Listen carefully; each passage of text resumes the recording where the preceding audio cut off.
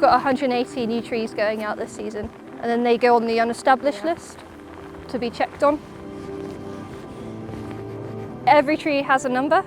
We have an online system where if you search that number, that tree will come up and you'll be able to see every tree in the Arboretum.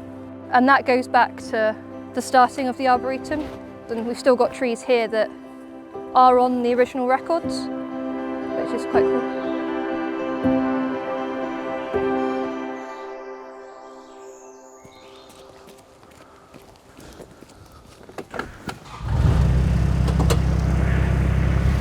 Westonbirt was first laid out in the 1850s by the Holford family. The Holfords were a wealthy family, passionate about art, engineering, horticulture, and developed this tree collection which we care for today. Westonbirt is a Grade 1 park and garden and a protected design landscape. Of all the nationally protected sites of this kind, Westonbirt is considered one of the very finest in the country. So this is what we call the old Arboretum. We're heading towards the lodge gates.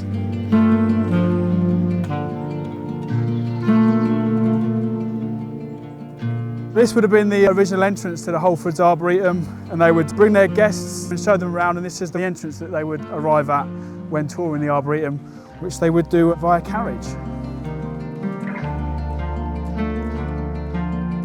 The Arboretum was laid out using a framework of conifers, and in fact in the early days the Arboretum was even referred to as a pine-eatum. And some of those conifers included some of the early and original introductions from the west coast of North America, including this one, a giant redwood, Sequoiadendron giganteum, and this tree and its partner, the other side of lodge gates, were planted by Robert Holford and his wife Mary Ann at the entrance to their new Arboretum. So coming through the lodge gates, we're standing on Jackson Avenue, which is full of autumn colour at the moment with the tulip trees and the lime trees. But we're going to head up Mitchell Drive, following the route that the carriage ride would have taken.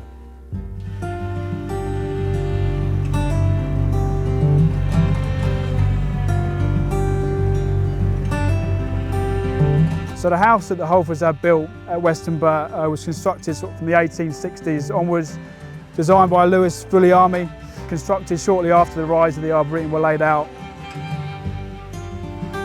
So rumour has it that the house wasn't quite aligned correctly with the rise of the Arboretum, and so the Holfords had it deconstructed and reconstructed 10 feet to the side.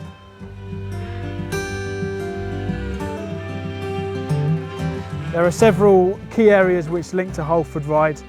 We have Lime Avenue, which is an avenue of common limes that was planted in 1870. And over here we have the famous group of incense cedars, which are flanked on either side by the Persian ironwood. And behind those we have Acer Glade.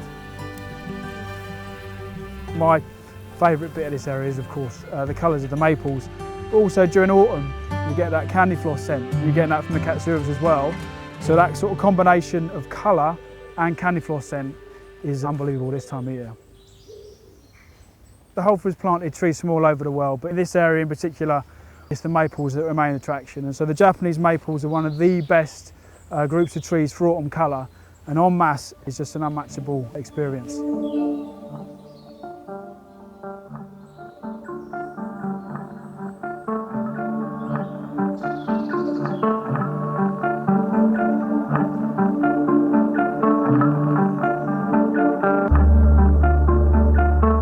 Sir George Holford, who inherited the Arboretum when his father Robert died, had friends in high places, and he would bring them here to show them trees that they would never have seen before, rare species, new species introduced into the country, particularly when they were colouring up in autumn.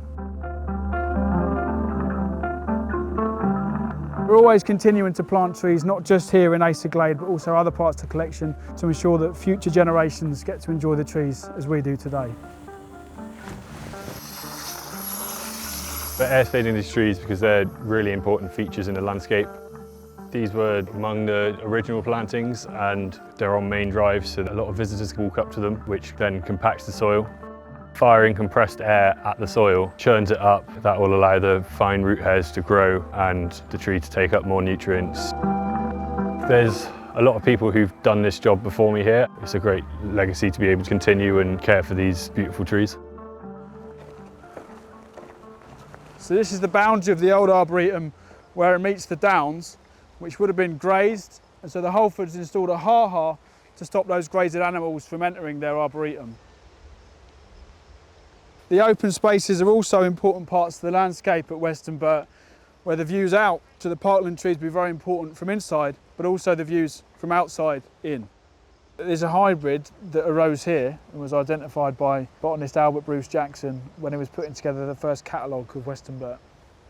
I mean, from a heritage perspective, this is, one of the most important trees. And this is an example of succession planting and ensuring that continuity in the landscape.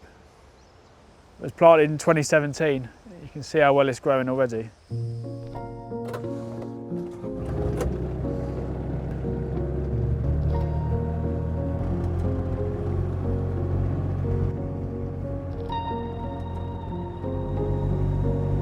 Sort of the view of the cedars, again, looking from the inside out. If you want to have a look.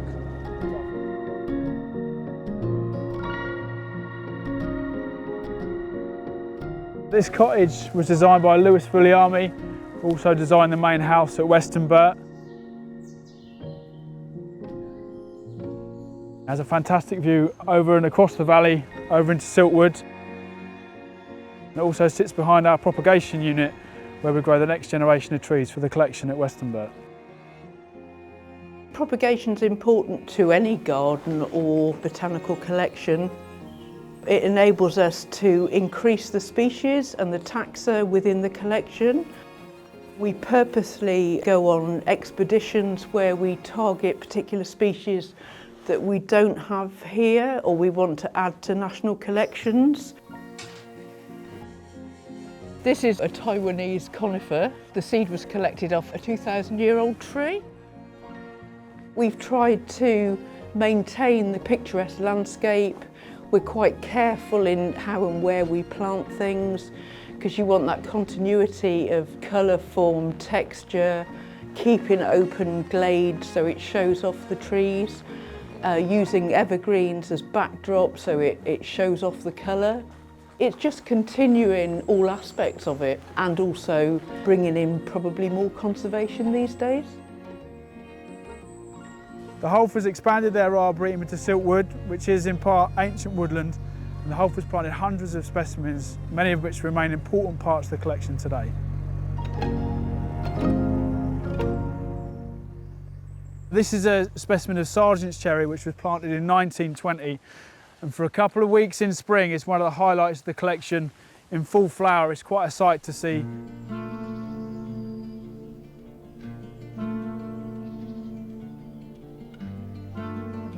And then again in autumn, a short period of time, those leaves turn pinky red before they fall.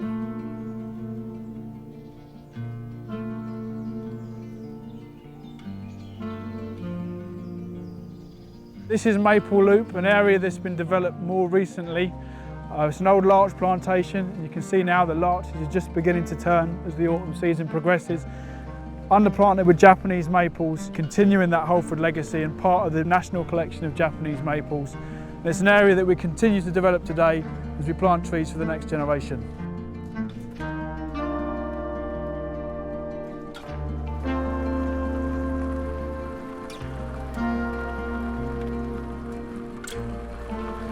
So we're going to walk over the treetop walkway and show us parts of Westonbirt from a different perspective.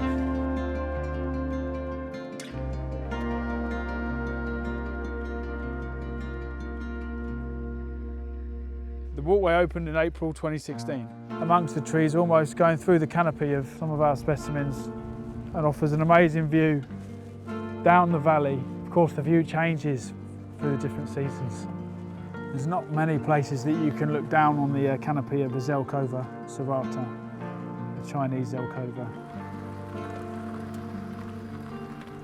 Having returned from Siltwood and seen some of the trees in that part of the collection, we're now back in the old Arboretum on Mitchell Drive, headed back towards the lodge gates via which the carriage would have returned on its way back to Westonbirt House. To be part of the life of this place is special. When it comes to trees, there's no place really like Westonbirt, and to come here every day and to be part of the collection is very special.